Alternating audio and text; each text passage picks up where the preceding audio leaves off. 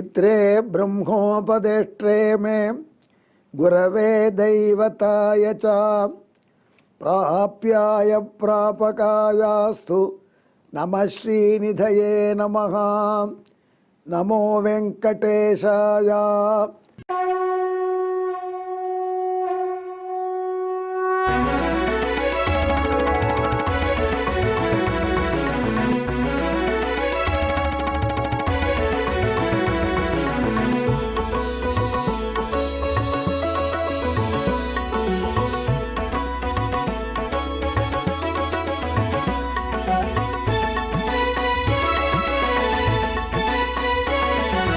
सहस्रनामं सहस्रनामं श्रीवेङ्कटेश सहस्रनामं सहस्रनामं सहस्रनामं श्रीवेङ्कटेश सहस्रनामम्।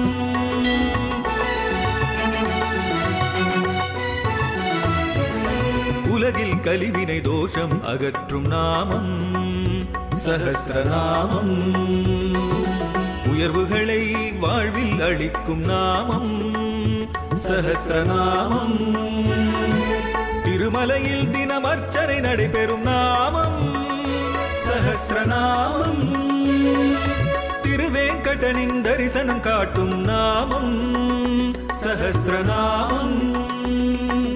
சகஸ்ரநாமம் சகஸ்ரநாமம் श्रीवेङ्कटेश सहस्रनामं सहस्रनामं सहस्रनामं श्रीवेङ्कटेश सहस्रनामம். திருவேங்கடமுடையானுடைய திவ்ய சகஸ்ரநாமத்திலே இப்பொழுது நாம் 53வது திவ்ய நாமத்தை பார்க்க போகிறோம்.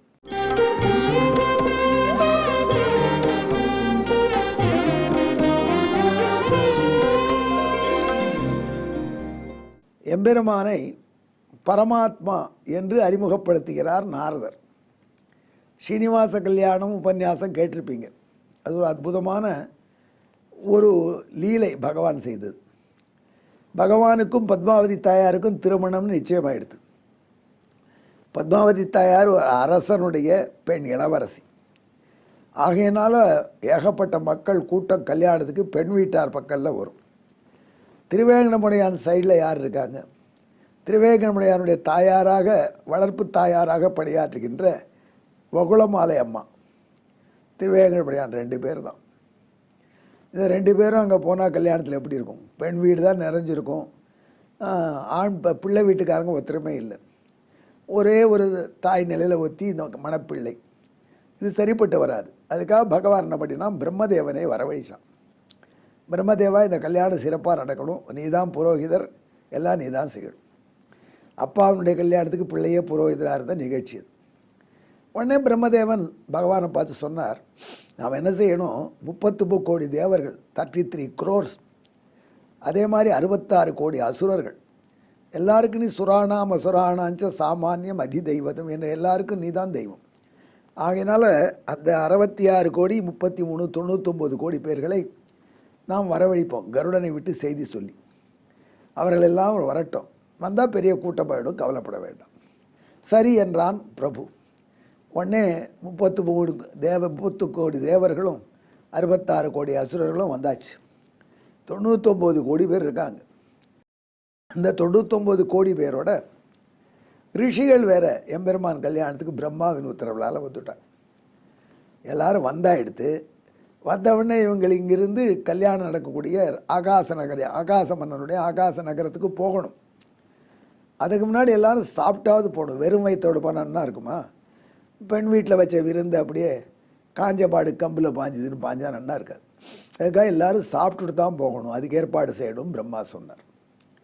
உடனே பகவான் சொன்னால் அதுக்கு ஏற்பாடு செய்யணும். அது பிரம்மா சொன்னால் ஏற்பாடு செய்யணும், சமையல் ஆகணுமே. சமையலுக்கு என்ன செய்கிறது? உடனே பிரம்மா தலையை சொரிஞ்சார், 4 தலை. ஏன்னு கேட்டான் பகவான். இது சமைக்கிறது ஒன்றும் கஷ்டம் இல்லை, ஏதோ ஒரு சமையல் ஏற்பாடு பண்ணி தலையை போட்டுடலாம். ஆனால் இந்த ரிஷிகள்லாம் படுத்துவாங்க, ஆச்சாரமாக இருக்கிறவரை சமையல் பண்ணணும், அப்போ தான் நாங்கள் சாப்பிடுவோம், மடி சமையல் வேணும்னுவாங்க. அதுதான் கொஞ்சம் சிந்தனையாக இருக்குதுன்னு பிரம்மா சொன்னோம். உடனே பகவான் அக்னியை கூட்டா, ஏன்டா அக்னி நீ ஆச்சாரத்தில் சேர்த்தி, அதனால் நீயே சமையலை இருந்து சமையல் தளிகை ஏற்பாடு பண்ணு. அக்னி சொன்னான், செஞ்சுடுறேன் பிரபு, ஆனால் பாத்திரம் முதல்ல வேணும் தளிகைக்கு. இத்தனை பேருக்கு சமையல் பண்ணுறதுக்கு பாத்திரத்துக்கு யுட்டென்சிலுக்கு எங்கே போவேன்னு கேட்டான். பக்கத்தில் பிரம்மா இருக்கார், அவர் தானே படைப்பு கடவுள், தாடா பாத்திரம் படைச்சி கொடுத்தேன் அப்படின்னு சொல்லியிருக்கலாம். அல்லது கருடனை சொல்லி கும்பகோணம் மன்னார் உள்ள பாத்திரக்கடலில் எல்லா பாத்திரத்தையும் கொண்டு வான்னு சொல்லியிருக்கலாம். ஆனால் பகவான் சொன்னான், அவன் தான் லீலா வினோதனாச்சே. அவன் சொன்னான், இங்கே வா அக்னி, நீ ஒன்றும் கவலைப்படாத, இந்த சுவாமி புஷ்கரணி இருக்கு பாரு கோனேரி, இதில் அரிசியை கொட்டு, கீழே போய் நீயே அப்படி கதாகான்னு ஏறி தன்னால் இந்த குளம் முழுக்க சாப்பாடு எல்லாருக்கும் போட்டுடலாம். அப்படி பாபநாச அருவி இருக்குது, அதை அப்படியே ரசமாக வச்சுக்கோ அப்படின்னு சொல்லி இந்த புளியோதரை இங்கே பண்ணு, இங்கே திருக்கண்ணமுதுங்கிற பாயசத்தை பண்ணு, இங்கே பட்சணம் பண்ணு, இங்கே கூட்டு பண்ணுன்னு ஒவ்வொரு தீர்த்தத்தையும் சொல்லி அக்னி பகவான்கிட்ட சொல்லிட்டான். பாத்திரமே வேண்டாம் அவனுக்கு, அங்கே பண்ணி வச்சு அப்புறம் பரிமாறத்துக்கு மட்டும் சின்ன பாத்திரம் ஏற்பாடு பண்ணிப்போம்.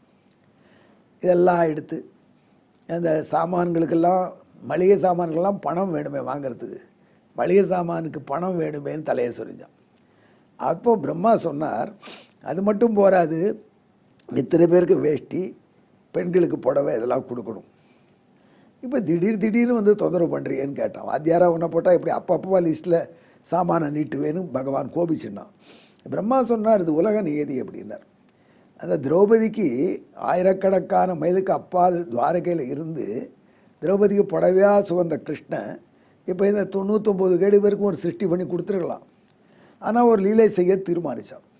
இல்லைன்னா நாம் எப்படி அவனுடைய குணத்தை புரிஞ்சுக்கொள்வது? அதுக்காக எனக்கு பணம் இருந்தால் தானே வாங்க முடியும், பணத்துக்கு ஏற்பாடு பண்ணுன்னு பிரம்மாட்ட சொன்னான். பணத்துக்கு எப்படி ஏற்பாடு பண்ணுறது? எங்கேருந்து பணம் கொண்டு வருது? நீ கடன் வாங்கினா தான் முடியும். சரி என்றான் பகவான். யார் கொடுப்பா? குபேரன்.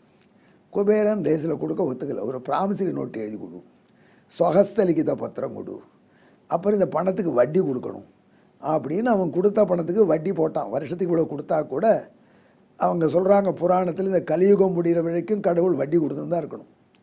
சரி அப்படியே பண்ணுறேன் அப்படின்னார். கொடுக்க மாட்டேன்னுட்டா. அப்போ ஏன்னா ஷூரிட்டி யார் போடுறா அவனுக்கு? அந்த பரந்தாமனுக்கே ஷூரிட்டி ப்ராப்ளம் பாருங்கள். அப்படிச்சா பேங்க்கில் சிறுதொழில் தொடங்குற ஷூரிட்டி எவ்வளோ ப்ராப்ளம் வரும். உடனே அவர் சொன்னார், பிரம்மா நான் ஷூரிட்டி போடுறேன், இன்னொரு சாட்சி யாருன்னா பரமசிவன். இவர் 2 பேரும் போட்டாங்க. பணம் வந்தது, எல்லாருக்கும் உடைகள் கொடுத்தாச்சு, அக்னி பகவான் உணவை ரெடி பண்ணிட்டான், எல்லாம் தயாராகிடுது.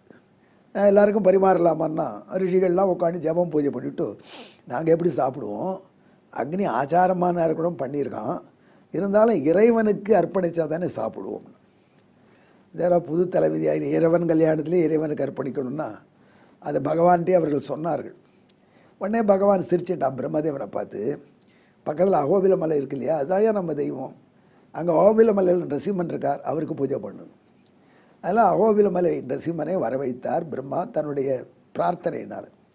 இப்போவும் திருமலையில் நீங்கள் பார்த்தீங்களான்னா எம்பெருமானுடைய ஆனந்த விமானத்துக்கு எதிர்க்க நரசிம்மர் சன்னதி இருக்குது. அங்கே வந்து நரசிம்மராம் அவர். அதுக்கு எல்லாரையும் படைத்தார். படைத்த உடனே பரிமாறலாமா அப்படின்னா, அப்போ ரிஷிகள் உடனே என்ன பண்ணாங்க, இருங்க நான் மாத்தியானிகம் பண்ணிட்டு வரேன். இது ஒரு பெரிய கஷ்டம். இந்த ரொம்ப ரிச்சுவலிஸ்டிக்காக இருக்கிற ஆட்களை சாப்பிட கூப்பிட்டா அவங்க சாப்பிட வாங்கன்னு சொல்லிச்சு, இருங்க கொஞ்சம் பாக்கி இருக்குது பூஜைன்னுவாங்க. மாத்தியானிகம் பண்ணிட்டு வரணும். அதுக்குள்ளே பகவான் பார்த்தா இத்தனை நாழி பண்ணுறது, எனக்கு பசிக்கிறது அப்படின்னு அவன் சாப்பிட்டான். முதல்ல பகவான் சாப்பிட்ட உடனே இது ரிஷிகள்லாம் தங்கள் பூஜையை பண்ணிட்டு வந்தால் வந்துட்டு பகவானை பார்த்து சொன்னால், நியாயமாக இது மணப்பிள்ளை முதல்ல சாப்பிடலாமா, எங்களுக்கு சாதம் போட்டு தான் நீ சாப்பிட்ருக்கணும், நீ இப்போ முதல்ல சாப்பிடலாமான்னு கேட்டான். பகவான் சொன்னால், என்ன செய்கிறது, நீங்கள் வாங்கினா வரல, எனக்கோ பசி, நான் சாப்பிட்டேன், இது ரொம்ப கொடுமையாக இருக்குது, கலியுகத்து மாப்பிள்ளைகளும் பண்ணமாட்டார்கள், நீ இப்படி பண்ணிடலாமா, விருந்தாளி விட்டு நீ சாப்பிடலாமா அப்படின்னு மறுபடியும் ரிஷிகள் கேட்டார். பகவான் சிரித்தான். சிரிச்சுட்டு சொன்னான், சரி இஷ்டம் இருந்தால் சாப்பிடுங்கள், இல்லைன்னா போங்க அப்படின்னு. இஷ்டம் இருந்தால் சாப்பிடுங்க, இல்லைன்னா போங்கன்னா ரிஷிகளுக்கு இன்னும் கோபம் ஜாஸ்தி ஆகிடுது. விருந்தாளிகளை வச்சு இப்படி சொல்கிறியே அப்படின்னா திடீர்னு அவர்களுக்கு என்ன ப்ராப்ளம் வந்துட்டுனா வயர் ரொம்பிடுத்து. அத்தனை பேருக்கு வயர் ரொம்பிடுத்து. என்ன பிரபு சாப்பிடாமலே வயர் ரொம்பிடுத்து அப்படி ஏப்பம் வருதே அப்படின்னாங்க. பாரு துர்வாச மகரிஷி இருக்காரா பாருன்னா பகவான். துர்வாச ஒரு கோழியில் இருந்தால் நைஸாக ஓட பார்த்தார், அவர் பிடிச்சி இழுத்துன்னு வரணும். துர்வாச மகரிஷி உமக்கு என்ன தோன்றது போனா, ஐயோ ஏற்கனவே ஒரு தடவை மாட்டின்றவன். இந்த பாண்டவர்கள் வனவாசம் இருக்கும் பொழுது அந்த வனவாசத்தில் அவர்களை பரீட்சிப்பதற்காக துரியோதனை ஏதோ சொன்னான்னு போய் எனக்கு விருந்து படைன்னு நான் போனேன் 16 சிஷ்யர்களோட. அவள் திரௌபதி அக்ஷய பாத்திரம்னு அதில் தான் விருந்து படைச்சுட்டு இருக்கா சூரியன் அருளில். அந்த அக்ஷய பாத்திரம் அலம்பி கவுத்து வச்சுட்டா மறுநாளைக்கு சூரியோதயத்துக்கு அப்புறம் தான் உணவு வருமா. அவள் அக்ஷய பாத்திரம் அலம்பி கவுத்து வச்சப்புறம் போச்சோன்னா துரியோதனம் போனேன். போய் விருந்து கொடுன்னு கேட்டேன். அவர் தர்மபுத்திரம் அவசியம் கொடுக்குறேன், நீங்கள் ஸ்நானம் பண்ணிட்டு வாங்கன்னு சொன்னான்.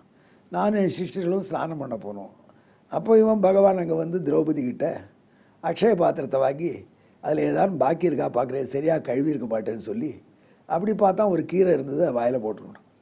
அதில் வாயில் போட்ட உடனே எங்கள் வேறு பிடித்து இவன் எப்படி போய் சாப்பிட்றது. இப்போ இது எதுவாக இருந்தாலும் இன்னொரு செய்யலாம். ஒரு 50,000 ஒரு நண்பர் கொடுத்தாருன்னா இன்னொரு 50,000 ஓகேன்னு வாங்கிக்கலாம், இன்னொரு 50,000 ஓகே வாங்கிக்கலாம். ஏன்னா எண்டு உண்டா, அதுக்கு முடிவு உண்டா. ஆனால் சாப்பாட்டில் மட்டும் ஒரு சிக்கல் இருக்குது, உடனே வாங்க முடியாது. அப்போ இதாப்பா சாப்பிட்டவனுக்கு மறுபடியும் சாப்பிட்றேன், எப்படி சாப்பிடுவான், வேணால் பேக் பண்ணி கொடுங்க, சாயங்காலம் சாப்பிட்டுக்கிறேன்னு சொல்லலாம். அந்த மாதிரி இப்போ சாப்பிட்றேன்னு நிச்சயம் முடியாது. எனக்கு சாப்பாடு எல்லாருக்கும் பசி முடியாமல் தர்மபுத்திரக்கு பயந்து அவன் என்ன சொல்ல போகிறாலும் ஓடி போயிட்டோம். அந்த ஞாபகம் வருது. அதே மாதிரி இப்போ எங்களுக்கு வயர் ரொம்ப எடுத்து என்று துர்வாச மகிழ்ச்சியை சொன்னாராம். அப்போ தான் ரிஷிகள்லாம் உணர்ந்து கொண்டார். எந்த எம்பெருமான் அவன் தான் கேட்டதுக்கெல்லாம் ஒத்துண்டு லீலையில் நரசிம்மனுக்கு நிவேதனம் பண்ணி வச்சான். உடனே நீ சாப்பிட்றா பறந்தாமா, உன் பிரசாதம் தான் எங்களுக்கு வேணும்னு நாம் கேட்டிருக்கணும். இறைவனுக்கு அர்ப்பணிக்காமல் சாப்பிட்ருக்க மாட்டோன்னு சொன்னதே தப்பு. இறைவனே இங்கே இருக்கான். அவன் இறைவன் விளையாடுறதை பார்த்து நாமளும் இவனை இறைவனை ஒத்துக்காமல் ஒரு இறைவனை பூஜை பண்ண சொன்னோம். அவன் அதுக்கும் சரின்னு ஒத்துன்னு நரசிம்மனுக்கு பூஜை பண்ணினான். அவனுக்கு நிவேதனம் பண்ண பிற்பாடு நாம் அது இதுன்னு சாக்கு சொன்ன உடனே பகவான் தான் யாருன்னு காட்டிட்டான். ஆகையினால இவன் தான் எல்லாருக்கும் ஆத்மா. இவன் சாப்பிட்டான் என்றால் எல்லாரும் சாப்பிட்டா மாதிரி, இவன் திருப்தி அடைந்தான் என்றால் உலகம் முழுக்க திருப்தி அடைந்தா மாதிரி. ஆகையினால இவன் தான் உயர்ந்த ஆத்மா என்று இவனை பரமாத்மா என்று உணர்ந்து ரிஷிகள் வழிபட்டு அவர்கள் நன்னி எம்பெருமானே அப்படின்னு மயங்கினவாறே அவர்களுக்கு மறுபடியும் பசிச்சுது. அந்த உணவை அவர்கள் ஏற்றுக்கொண்டு சாப்பிட்டார். இப்படி பகவான் பண்ணின லீலை நினைப்பூட்டு அரா மாதிரி நாரத பகவான் 53வது திருநாமத்திலே பகவானை பரமாத்மா என்று நமக்கு காட்டி கொடுக்கிறார். எங்கே இதற்கான வாய்ப்பாட்டு ஸ்லோகத்தை கேளுங்கள்.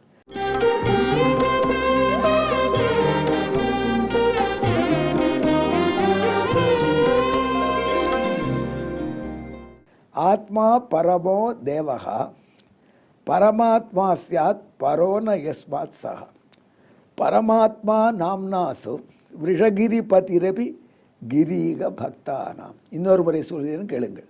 ஆத்மா பரமோ தேவஹா பரமாத்மா ஸ்யாத் பரோன யஸ்மாத் சஹ பரமாத்மா நாம்னாசு விஷகிரிபதிரபி கிரீக பக்தானாம். அன்பர்களே, இப்படி எம்பெருமானுடைய எல்லாருக்கும் அந்தராத்மாவாக இருந்து இவனுக்கு மேல் ஒருத்தர் இல்லை என்று இருக்கக்கூடிய தன்மையை உணர்ந்து நாமும் நமது அகங்காரத்தை வெல்லுமாக இந்த திருநாமத்தை பக்தியுடன் ஜெபிப்போமாக. பரமாத்மனே நமஹா. நன்றி, வணக்கம்.